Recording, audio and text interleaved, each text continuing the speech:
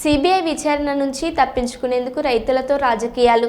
కాంగ్రెస్ మండల పార్టీ అధ్యక్షుడు దూదిపాల బుచ్చిరెడ్డి బారస నాయకులు యూరియా కొరత పేరిట రైతులను అడ్డం పెట్టుకుని కాళేశ్వరం ప్రాజెక్టుపై సిబిఐ విచారణ నుంచి తప్పించుకునేందుకు కుట్రలు చేస్తున్నారని కాంగ్రెస్ పార్టీ మండల అధ్యక్షుడు దూదిపాల బుచ్చిరెడ్డి అన్నారు.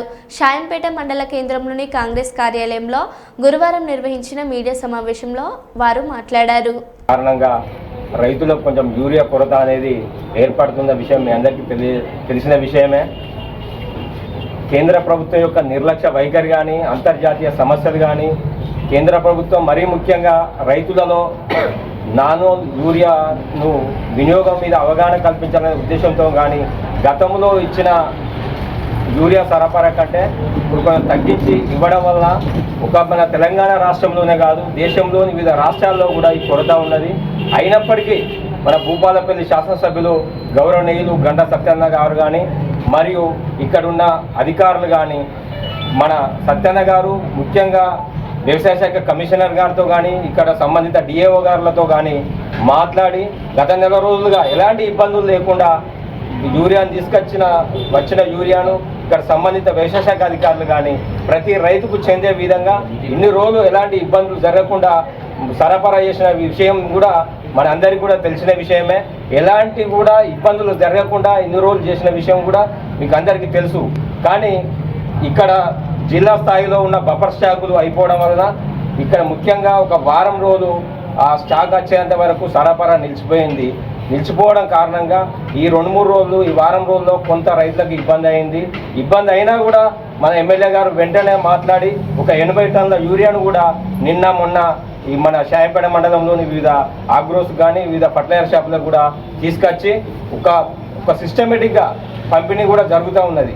ఇంత రైతుల కోసం సరే కేంద్ర ప్రభుత్వం యొక్క నిర్లక్ష్య వైఖరి వలన ఇంత ఇబ్బందులు జరుగుతున్నా కూడా ఇప్పుడు మనం మా ఎమ్మెల్యే గారి సహకారంతో మేము కానీ వ్యవసాయ శాఖ అధికారులు కానీ రైతులకు ఏడా ఇబ్బందులు జరగద్దు అయినా కూడా మనం అండగా నిలబడాలనే ఉద్దేశంతో మనం తాపత్రయపడి ఇంత చేస్తుంటే ఇవాళ మాజీ శాసనసభ్యులు గండ్ర వెంకటరమణారెడ్డి గారు కానీ మరి బీఆర్ఎస్ నాయకులు కానీ ఈ అగ్ర నాయకులు కానీ ఇక్కడ ఈ మాజీ శాసనసభ్యులు కానీ ఇవాళ ఒక రాజకీయ లబ్ధి కోసం రైతులను అడ్డు పెట్టుకొని మనం ఇప్పుడు ఇవాళ రాబోయే ఎన్నికల్లో ఎలా లబ్ధి పొందాలనే ఉద్దేశంతో ఇవాళ కాళేశ్వరం ప్రాజెక్టు మీద అవినీతి మీద కానీ ఈ యూరియా మీద కానీ ఒక ధర్నా చేసి దాన్ని లబ్ధి పొందాలని రైతులను రెచ్చగొట్టే విషయాలను నిజంగా అది సిగ్గుచేటు అనే విషయం.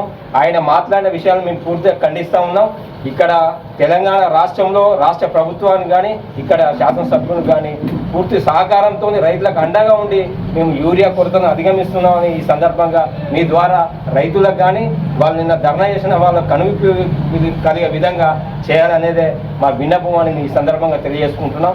అదేవిధంగా మేము తెలియజేసేది ఒకటే, ఇవాళ గండ్ర వెంకటరమణారెడ్డి గారు రైతులను అడ్డు పెట్టుకుంటూ మీరు ఇంత చేస్తున్నారు కదా, మీరు 10 సంవత్సరాల కాలంలో ఏ రైతు అయితే వరి వేస్తే ఉరి బిగించుకున్నట్టే అని మీ నాయకత్వం అన్న విషయాలు మీకు తెలియదాన్ని ఈ సందర్భంగా ఆయన్ని అడుగుతున్నా. అదేవిధంగా మీరు సన్న ధాన్యం దొడ్డు ధాన్యం వేయద్దు, సన్న ధాన్యమే వరి వేయాలని మీరు టీఆర్ఎస్ అధికారంలో ఉన్నప్పుడు మాట్లాడిండు.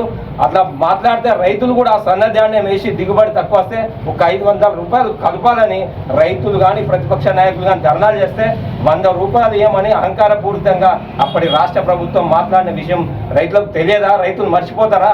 ఇవాళ మీరు ఇలా ఈ కళ్ళబొల్లి మాటలు చెప్తే నమ్ముతారా మిమ్మల్ని అని ఈ సందర్భంగా ఆయన రమణారెడ్డి గారిని ప్రశ్నిస్తున్నా. ఆయనకి ఈ సందర్భంగా ఒకటే సవాల్ కూడా విసురుతున్నా. ఇవాళ షాయంపేట PSCSలో మీరు గెలిపించి నిలబెట్టిన పాలకవర్గం సుమారుగా 15 లక్షల రూపాయలు రైతుల సొమ్మును దోసుకొని తిన్నారు వాళ్ళు. పాలకవర్గం మొత్తం ఆ సంబంధిత అధికారులు కూడా వాళ్ళకు నోటీసులు ఇచ్చిండ్రు, అయినా కూడా అది రికవరీ జరుగుతలేదు. మీకు చిత్తశుద్ధి ఉంటే మీరు ఆ పాలక వర్గంతో మీరు 15 లక్షలు రికవరీ చేయించు, మీరు రైతులకు అండగా నిలబడాలని మీకు ఈ సందర్భంగా నేను ఆయన సవాల్ విసురుతున్నా. దీని మీద నేను నిలబడడానికి కూడా సిద్ధంగా ఉన్నామని మీ ద్వారా చెప్పదలుచుకున్నా. అదేవిధంగా నేను రైతు సోదరులకు కూడా